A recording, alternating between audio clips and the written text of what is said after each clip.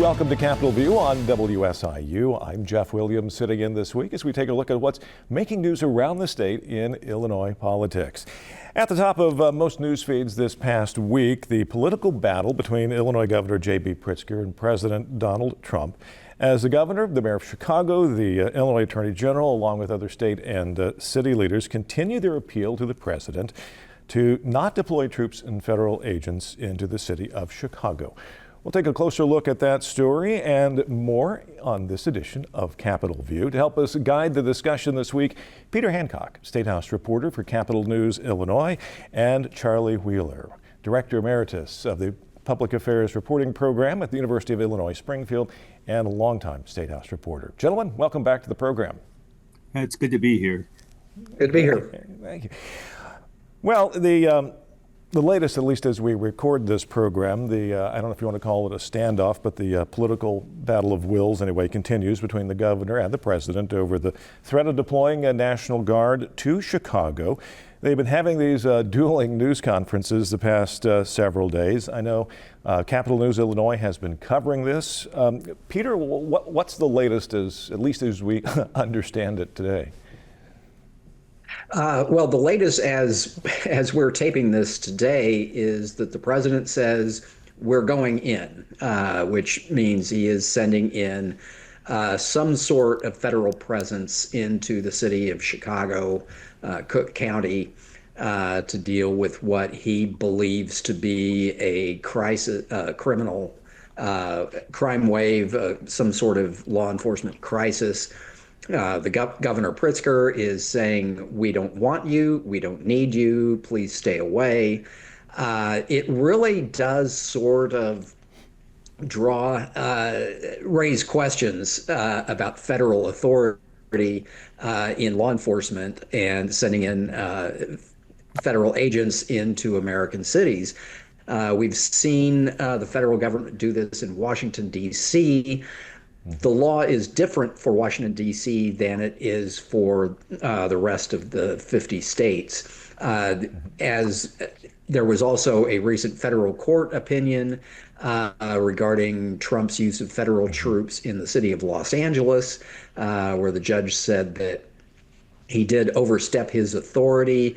It was a violation of an 1870s era law called the Posse Comitatus Act, which prevents the federal government in most cases from using the military for domestic law enforcement. This is more than just symbolic. It really is a test of federal authority and of, democratic institutions in the United States, and whether or not states and municipal governments can have any of their how much sovereignty they have when there's a president in the White House who disagrees, with some of the policies there. Peter, you mentioned the federal district ruling in California. Does that have any weight in this situation in Illinois? Well, there were some nuances to that decision. As I understand it, and want to point out that I'm not a legal scholar here, there is some authority to use federal forces to protect federal buildings or to quell riots or insurrections. I think the judge noted that other people have noted that there is no insurrection going on in Los Angeles, but it was okay to use troops to protect federal buildings. And ostensibly that had to do with protecting federal ICE agents who were engaged in executing immigration enforcement actions. That may be the case in Chicago. The president has talked about, and the Homeland Security has talked about, increasing immigration enforcement actions in that area, and they may want to use federal troops to help either protect federal agents or protect federal resources in that process. But otherwise, just stationing troops on the streets for domestic law enforcement, I think is really stretching the limits of presidential authority here. Charlie, you've covered the state of Illinois for a number of years. You've watched the National Guard has been called in various capacities, whether it's for a national political convention or for natural disasters or some sort of national security event or issue. Is there any precedent for this type of action which may be happening in the state? Well, I think one of the big differences in the instances in which you cited, there was coordination between the federal agencies, law enforcement, and the local folks at the city level, the county level, the state level.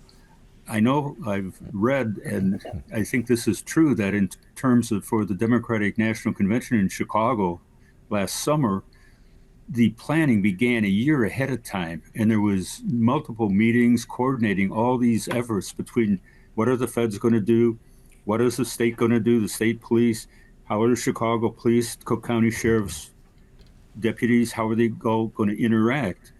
And this is more a case of the president without any prior contact deciding I'm going to send the troops in because Chicago is a hellhole. I think one of the comments he compared it that was worse than Afghanistan. And I'm thinking to myself, what have you been smoking, dude? Chicago is not as, on a percentage basis, it's not as dangerous a city as many other cities in the country, and certainly not a lot of places overseas. I mean, I would much rather be in Chicago than in Kabul, for example. But, you know, the president is great at over-exaggerating. He's basically a performance artist. He's a TV reality star who made it into the White House. And I think that's what's going on here. And the governor says rightly, there are things, and others say there are things that the feds could do to help us. But sending in the National Guard is not among them. And part of it is, where are the National Guard going to be? My guess is they're going to be in Millennium Park. They're going to be on the Magnificent Mile. They're going to be there for the TV cameras and for the tourists to take selfies and all that. They're not going to be in the neighborhoods on the west side and the south side where the real problem exists in terms of crime. It's a performative issue for the president. And some people speculate it's to take folks' minds off other things that's happening in the nation as a result of his presidency that is bothersome to people, and it's kind of a distraction. We'll send in these troops and blah, blah, blah.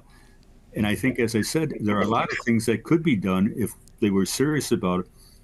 Putting more money into violence prevention programs, for example, stopping the flow of guns from out of state into Illinois. Common sense things, but that doesn't seem to be the president's approach. And we will continue to see and watch and follow what happens with that. In the meantime, I believe it was the Department of Justice that gave the state of Illinois I believe it was a September 1st deadline to provide the state's entire voter registration database. I believe, Peter, unredacted. You've been following that story. What's the latest on that one? The latest is that the State Board of Elections did provide the Department of Justice with the same data file that they would give to any other government entity for governmental purposes, or to political parties or campaigns, political committees. It does not include the last 4 digits of your social security number, your driver's license number or state ID number, your date of birth, all kinds of very sensitive personal information that is redacted. At the same time, if you or I were to go into the State Board of Education and ask for that list, they would give us a different copy that has other stuff redacted, including your exact street address. It might tell you what street you live on, but not your house number, for example, or apartment number. So the Department of Justice wrote back and said, no, that's not good enough. We want the whole file with everything. And on Tuesday, we received notice that the State Board of Elections wrote back to Department of Justice and said, too bad, that's what you're getting.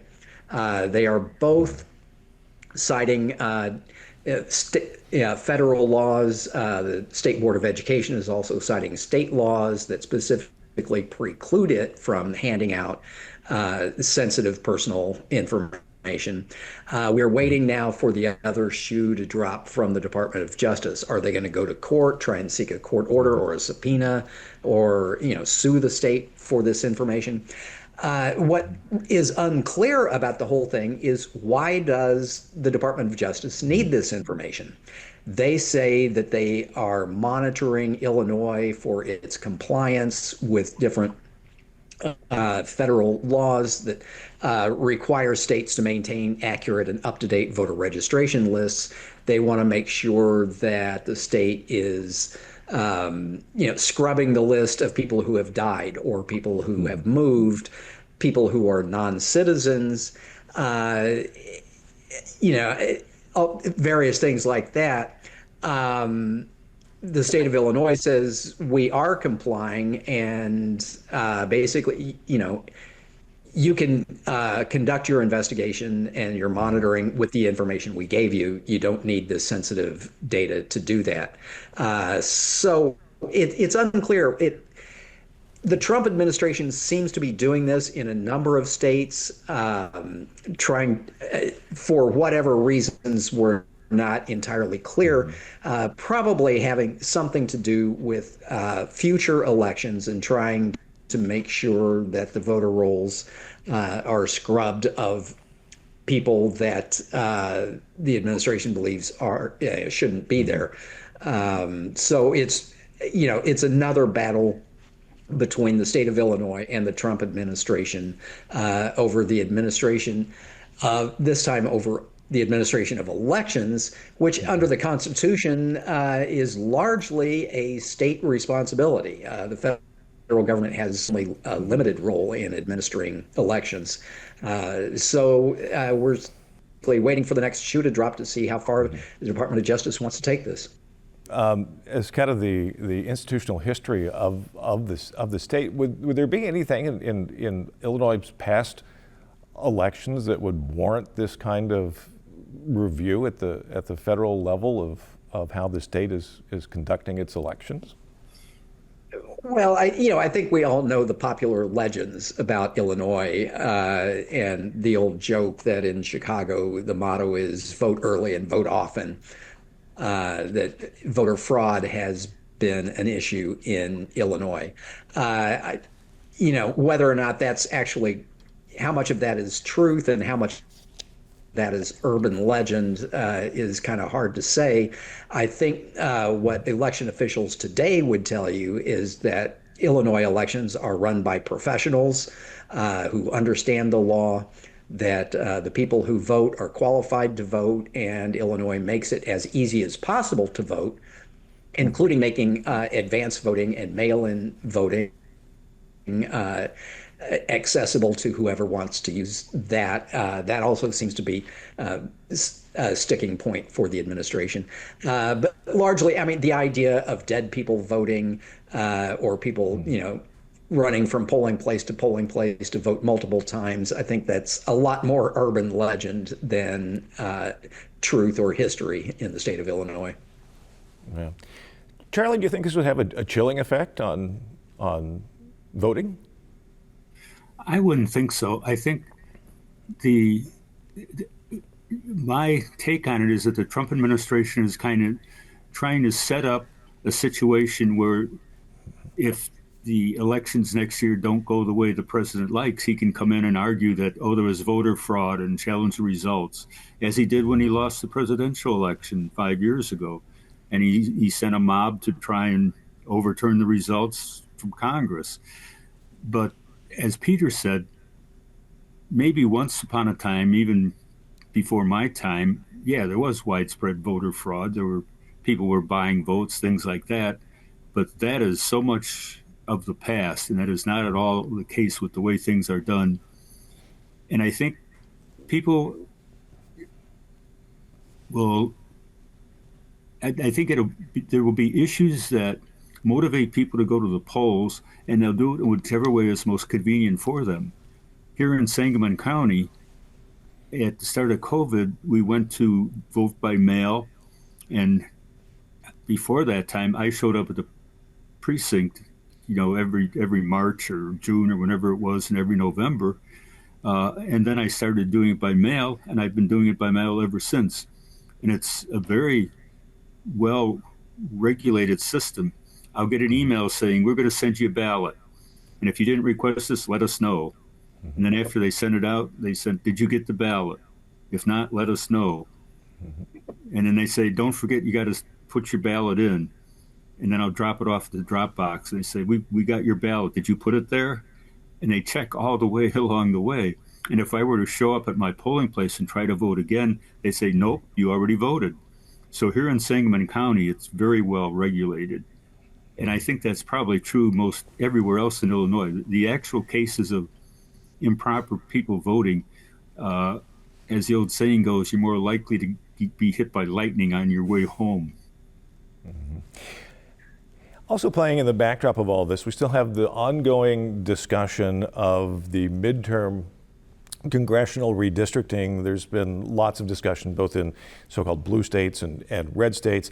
Illinois has had this Fair Maps initiative led by, I believe, former Congressman Ray LaHood, a Republican, and also former Commerce Secretary Bill Daley, a Democrat, to put redistricting in the hands of an independent commission. That kind of ran into some legal roadblocks last time. I know, Peter, you recently talked with both of those gentlemen. Is there a potential reboot in the making, or is there a place for an independent commission at some point in Illinois elections or in redistricting and mapping?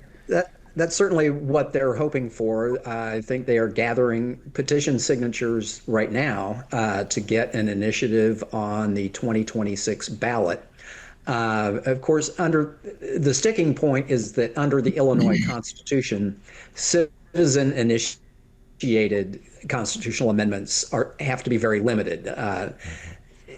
So in this particular case, it only deals with state legislative redistricting. It does not deal with congressional redistricting, which has been in the news in Texas and California and now Missouri. This would only be state legislative redistricting.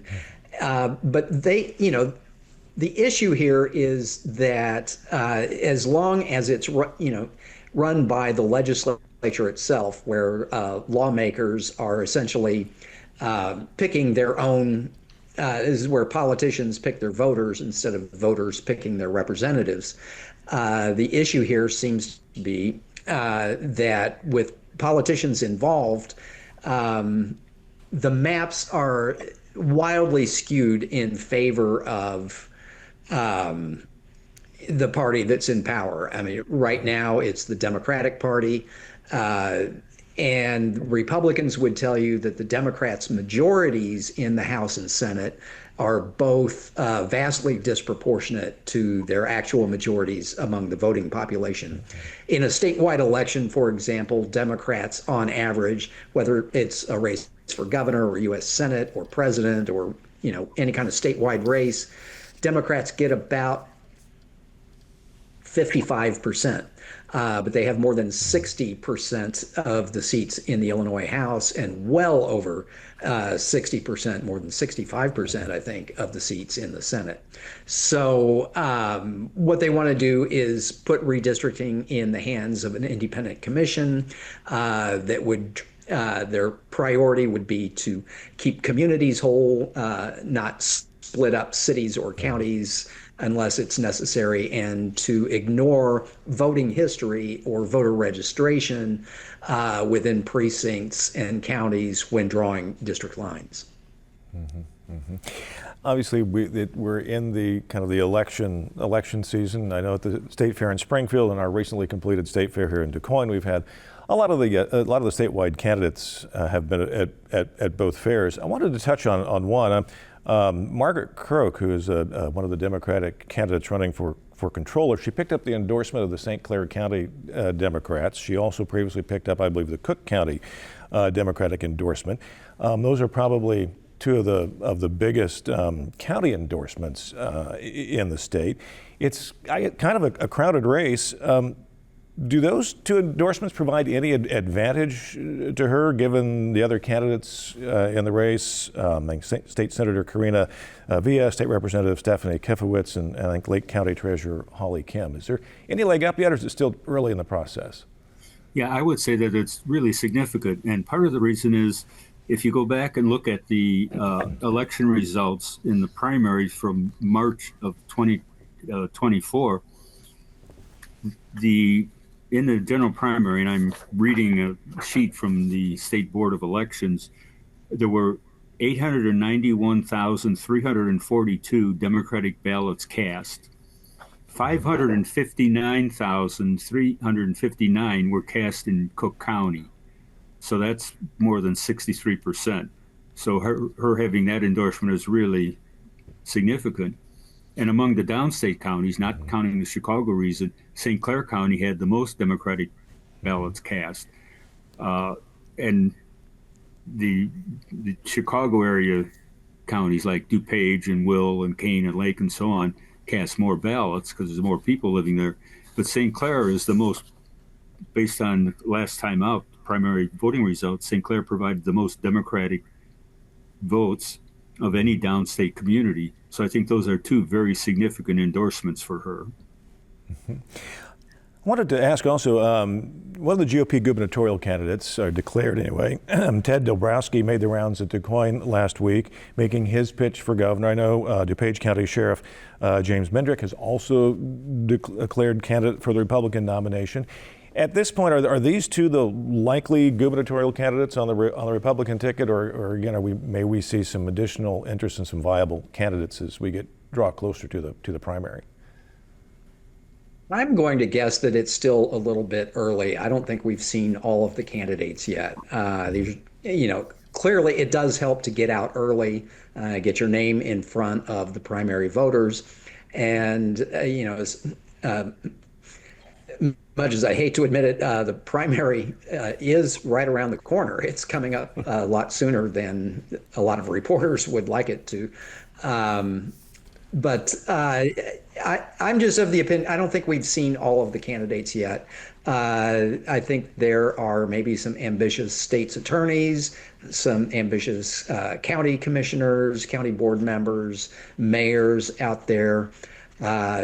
The Republican Party in Illinois right now does not have a very deep bench, which may make it difficult for this election cycle, but it also opens up a lot of opportunities around the state for young, ambitious people to get a foothold, at least within the party, and start moving up. Mm-hmm. Yeah. I mean, I would agree with what Peter said. I don't think we've seen a full list yet. For example, on the Republican side, there have been no Republicans who've declared their candidacy to run for comptroller, nor for Secretary of State or Treasurer. So I can't imagine we're going to see a ballot in November of next year where there are no Republican candidates listed for those offices. Now, I would suspect that being a Republican statewide candidate next year is kind of a suicide mission. You take one for the team, you try and build up some name recognition for a couple of years from now. But yeah, the Republican bench is very slim and there's not much hope. And part of it is, where are they going to get the money? The big fundraisers for the Republicans have kind of bailed and left Illinois.